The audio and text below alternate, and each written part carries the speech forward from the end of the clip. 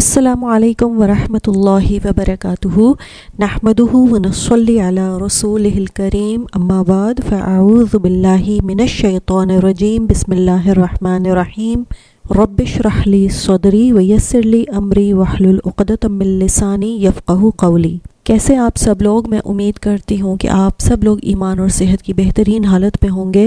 اللہ اکبر کبیرہ والحمد للہ کثیرہ وسبحان اللہ بکرۃ واصیلا، الحمد للہ الذی بنعمتہ تتم الصالحات، ربی زدنی علما ربی زدنی علما ربی زدنی علما، اللہم انا نسألک علما نافعا اللہم انا نسألک علما نافعا اللہم انا نسألک علما نافعا، آمین یا رب العالمین۔ تو شروع کرتے ہیں۔ سورہ بقرہ کی آیت نمبر 27 ہے، اعوذ باللہ من الشیطان الرجیم، بسم اللہ الرحمن الرحیم۔ شروع اللہ کے نام سے جو بڑا مہربان نہایت رحم والا ہے۔ الذين ينقضون عهد الله من بعد ميثاقه ويقطعون ما أمر الله به أن يوصل ويفسدون في الأرض أولئك هم الخاسرون۔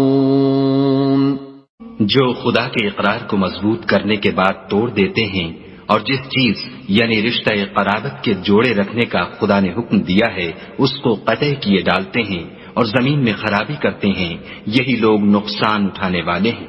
اور جو لوگ اللہ کا عہد پکا کر لینے کے بعد اسے توڑ دیتے ہیں اور جن رشتوں کو اللہ تعالیٰ نے جوڑنے کا حکم دیا ہے انہیں کاٹتے ہیں اور زمین میں فساد کرتے ہیں، وہی لوگ خسارہ اٹھانے والے ہیں۔ تو اس آیت میں اللہ تعالیٰ نے خاص طور سے فاسقوں کی صفات بیان کی ہیں کہ ان کے اندر کیا کیا چیزیں ہوتی ہیں۔ پہلی یہ ہوتی ہے کہ وہ اللہ کے عہد کو توڑتے ہیں، دوسرا یہ کہ جس چیز کو اللہ نے جوڑنے کا حکم دیا ہے اسے کاٹتے ہیں، اور نمبر 3 زمین میں فساد کرتے ہیں۔ فاسقوں کی پہلی صفت جو بیان ہوئی ہے وہ یہ ہے کہ وہ جو اللہ سے کیے ہوئے عہد کو پختہ کرنے کے بعد بھی توڑ دیتے ہیں۔ یہاں پر عہد سے مراد وہ عہد بھی ہے جو اللہ اور بندوں کے درمیان ہوتا ہے، اور وہ عہد بھی ہے جو بندے اور بندے کے درمیان میں ہوتا ہے۔ اللہ کے ساتھ ہم نے عہد الست کیا تھا۔ اللہ تعالیٰ نے انسانوں کو پیدا کرنے سے بہت پہلے آنے والی تمام روحوں کو جمع کر کے ان سے پوچھا تھا کہ کیا میں تمہارا پروردگار نہیں ہوں؟ سب نے اللہ تعالیٰ کے پروردگار ہونے کا اقرار کر کے یہ عہد کیا تھا کہ وہ اللہ تعالیٰ کی اطاعت کریں گے۔ عہد الست کے بارے میں ڈیٹیل سورۃ الاعراف میں موجود ہے۔ جب اللہ تعالیٰ نے ہمیں اپنے باپوں کی پشت سے نکالا اور ہم سے عہد لیا، اس وقت ہم چونٹیوں کی شکل میں تھے۔ اس عہد میں اللہ تعالیٰ نے ہم سے پوچھا تھا کہ کیا میں تمہارا رب نہیں؟ تو سب نے کہا جی ہاں، آپ ہی ہمارے رب ہیں۔ اسی طرح ہم نے اللہ تعالیٰ سے اطاعت کا عہد بھی لیا ہے۔ جو ہم کلمہ پڑھتے ہیں اور ہم کہتے ہیں لا الہ الا اللہ، کہ کوئی الہ نہیں سوائے اللہ کے، کوئی معبود نہیں، کوئی اللہ نہیں ہے سوائے اللہ کے، یہ وہ خاموش عہد بھی ہے جو ہر انسان پیدا ہوتے ہی اپنے خالق اور مالک سے کرتا ہے۔ یہ ایسا ہی ہے جیسے ہر شخص جو کسی ملک میں پیدا ہوتا ہے وہ اس ملک کا شہری ہونے کے ناطے یہ خاموش عہد کرتا ہے کہ وہ اس ملک کے قانون کا پابند ہوگا، چاہے وہ زبان سے کچھ نہ بھی کہے، لیکن اس کا اس ملک میں پیدا ہونا ہی اس عہد کے قائم مقام ہے، یعنی اس کا عہد آٹومیٹکلی ہو جاتا ہے۔ اسی طرح اس کائنات میں جو بھی انسان پیدا ہوتا ہے وہ خود بخود اس عہد کا پابند ہو جاتا ہے کہ وہ اپنے پیدا کرنے والے کی ہدایت کے مطابق زندگی گزارے گا۔ اس عہد کے لیے زبان سے کچھ کہنے کی ضرورت نہیں ہے۔ اگر غور کیا جائے تو صرف یہی بات کافی ہے کہ کسی نے ہمیں پیدا کیا ہے تو ہماری طرف سے یہ عہد ہے کہ ہمارے لیے اس کی نعمتوں کا اعتراف اور اس کے بتائے ہوئے طریقے پر چلنا لازمی ہوگا، نہیں تو یہ کون سی عقل ہے اور کون سے انصاف کی بات ہے کہ پیدا تو اللہ تعالیٰ کرے اور فرمانبرداری اس کی بجائے کسی اور کی جائے۔ تیسرا عہد وہ ہے جو ہم نے نبی صلی اللہ علیہ وآلہ وسلم سے کیا، ان پر ایمان لانے کا عہد جو ہر رسول اور ہر نبی نے اپنی قوم سے لیا۔ اور پھر جو عہد انسان اور انسان کے بیچ میں ہوتا ہے اس کی مختلف قسمیں ہوتی ہیں۔ ہمارے دین میں عہد توڑنے کی ممانعت ہے، یعنی بہت سخت احکامات ہیں عہد توڑنے کے بارے میں۔ عہد توڑنے والا منافق ہوتا ہے اور منافق کی صفت ہے عہد توڑنا۔ رسول اللہ صلی اللہ علیہ وآلہ وسلم نے فرمایا اس شخص کا ایمان نہیں جس میں امانت کا پاس نہیں، اور اس شخص میں دین نہیں جو عہد کی پابندی نہیں کرتا، اور منافق کے بارے میں آیا ہے کہ 3 خصلتیں جس میں ہوں گی وہ منافق ہے، خواہ وہ نماز پڑھتا ہو، خواہ روزے رکھتا ہو اور خود کو مسلمان سمجھتا ہو۔ قیامت کے دن وہ منافقین میں سے اٹھایا جائے گا۔ جب بھی وہ بات کرے تو جھوٹ بولے، وعدہ کرے تو وعدہ خلافی کرے اور امانت میں خیانت کرے۔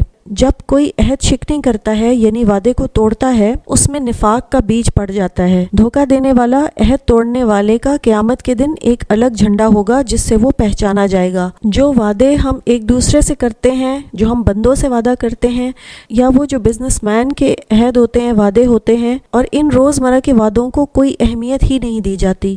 وعدے توڑنا، وعدے کر کے بھول جانا، کسی سے کام کا وعدہ کیا ہو، کسی سے کچھ دینے کا وعدہ کیا ہو، کوئی کمٹمنٹ کر کے بھول جانا یا جان چھڑا دینا، اس سب سے بچنا چاہیے۔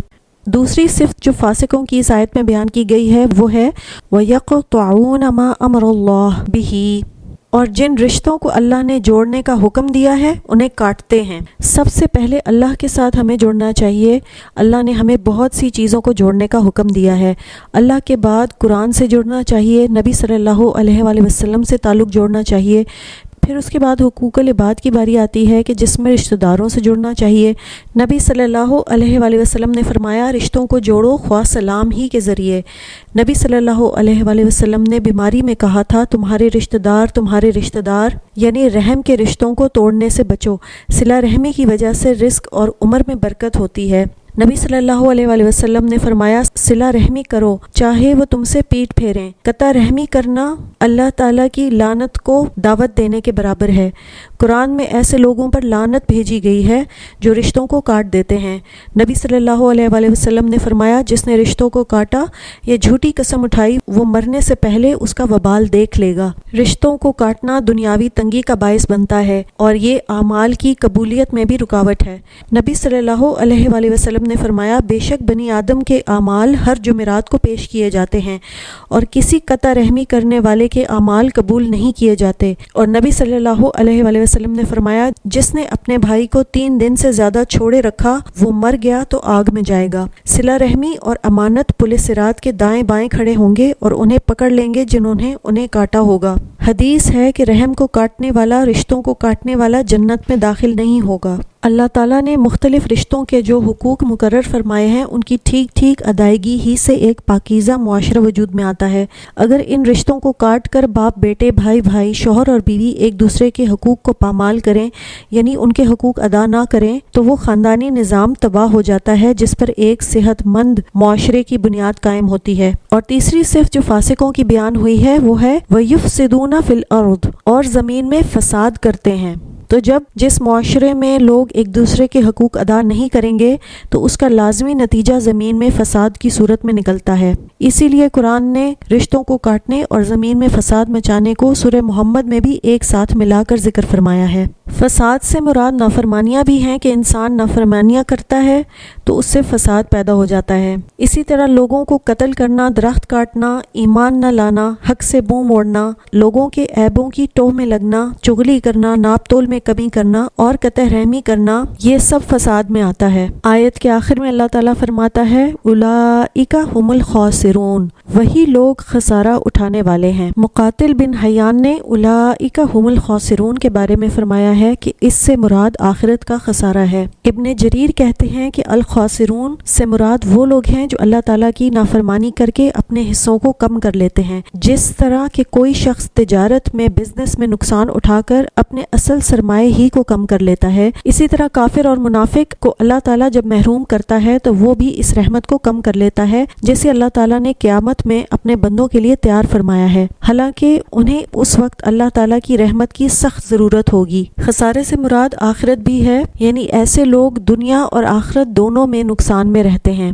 اور یہ ظاہر ہے کہ نقصان اللہ تعالیٰ کی نافرمانی کرنے والوں ہی کو ہوگا۔ اللہ کا یا اس کے پیغمبروں اور دین کی طرف بلانے والوں کا کچھ نہیں بگڑے گا۔ اس آیت سے ہمیں یہ سبق ملتا ہے کہ اس آیت میں فاسقوں کی جو صفات بیان کی گئی ہیں ہم اپنے آپ کو چیک کریں کہ کہیں یہ ہمارے اندر تو موجود نہیں ہے۔ وعدوں کی پابندی، عہد کی پابندی، رشتوں کو توڑنا اور فساد پھیلانا، کیا یہ خصوصیات ہمارے معاشرے میں آج کل موجود نہیں ہیں؟ یقیناً یہ ہمارے معاشرے میں موجود ہیں، اسی لیے ہمارا معاشرہ اخلاقیات کے سب سے نچلے لیول پر پہنچ گیا ہے، کیونکہ ہمارے معاشرے میں یہی ساری خرابیاں موجود ہیں جس میں نہ عہد کی پابندی کی جاتی ہے، نہ رشتوں کو جوڑا جاتا ہے بلکہ رشتے توڑے جاتے ہیں اور فساد پھیلایا جاتا ہے۔ تو ہر شخص کو اپنے اندر اپنے آپ کو چیک کرنے کی ضرورت ہے کہ کیا میرے اندر اس میں سے کوئی خصوصیت تو موجود نہیں ہے، اور اگر ہے تو اسے پوری کوشش کرنی چاہیے اس طرح کی صفات کو اپنے اندر سے ختم کرنا چاہیے جن کو اللہ پسند نہیں فرماتا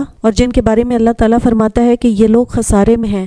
تو ایسے لوگوں کے لیے دنیا میں بھی خسارہ ہے اور آخرت میں بھی نقصان ہے۔ ہمیں کوشش کرنی ہے کہ ہم اللہ کی رحمت میں آئیں، نہ کہ اللہ کی لعنت ہم پر پڑے۔ اس آیت سے ہمیں یہ سبق بھی ملتا ہے کہ اللہ تعالیٰ فساد کرنے والوں کو پسند نہیں کرتا۔ نفاق کی وجہ سے بھی فساد پھیلتا ہے اور فاسق بھی فساد پھیلاتے ہیں۔ فساد سے روکنے کا ہمیں حکم دیا گیا ہے۔ ہر معاشرے میں ایسے لوگ ہونے چاہیے جو لوگوں کو فساد سے روکیں۔ جو لوگ نہیں منع ہوتے تو وہ خسارہ پانے والوں میں سے ہوتے ہیں۔ تو قرآن کو پڑھنا اور اس کو سمجھنا صرف کافی نہیں ہوتا، بلکہ جو انسان پڑھے، جو چیز وہ سمجھ جائے تو اس پہ عمل کرنا ہمارے لیے لازم ہے۔ عمل کے بغیر ایمان بیکار ہے، اسی طرح علم بھی عمل کے بغیر بیکار ہوتا ہے۔ تو جب علم آپ کے پاس آ گیا تو پھر آپ کے پاس کوئی بہانہ باقی نہیں ہے۔ اللہ تعالیٰ ہم سے روز قیامت پوچھے گا کہ آپ کے پاس علم آ گیا تھا تو پھر آپ نے عمل کیوں نہیں کیا؟ تو اس لیے جب علم آ جائے تو اس کے بعد عمل کرنا بہت ضروری ہے، نہیں تو اللہ تعالیٰ یہ ہدایت چھین لیتا ہے، قرآن کی محبت چھین لیتا ہے۔ اللہ سے دعا کرنی چاہیے کہ اللہ تعالیٰ ہمیں منافقوں اور فاسقوں کی عادتیں اپنانے سے ہمیں محفوظ رکھے اور ہمیں توفیق دے کہ اگر ہمارے اندر اس میں سے کوئی صفات موجود ہیں تو وہ ہم اپنے اندر سے دور کر سکیں، ہماری اس میں مدد فرمائے۔ اللہ تعالیٰ سے دعا ہے کہ وہ ہم سب مسلمانوں کو قرآن کو پڑھنے، سمجھنے اور اس پر عمل کرنے کی توفیق عطا فرمائے۔ آمین یا رب العالمین۔ سبحانک اللہم و بحمدک، اشہد ان لا الہ الا انت، استغفرک و اتوب الیک۔ السلام علیکم و رحمۃ اللہ وبرکاتہ۔